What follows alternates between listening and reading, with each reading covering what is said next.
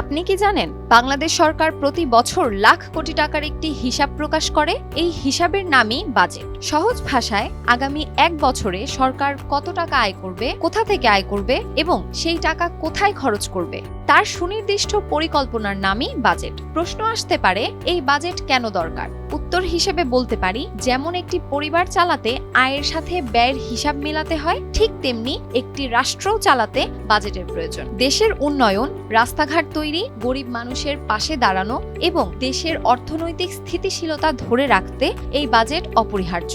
এখন প্রশ্ন হলো, তাহলে সরকারের টাকা আসে কোথা থেকে? উত্তর হলো, প্রধানত তিনটি উৎস থেকে সরকার টাকা পায়। এক, কর বা ট্যাক্স, যেমন ভ্যাট, আয়কর, আমদানি শুল্ক।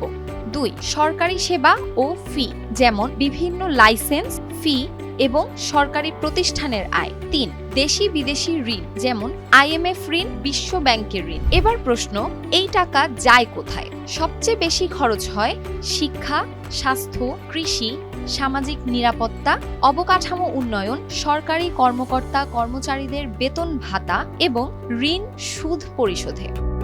অর্থাৎ রাষ্ট্রের আয় ব্যয়ের সবচেয়ে বড় পরিকল্পনাই হলো বাজেট। তাই বাজেটে কি আছে তা শুধু অর্থনীতিবিদদের জন্য নয়, আপনার আমার জীবনেও সরাসরি প্রভাব ফেলে।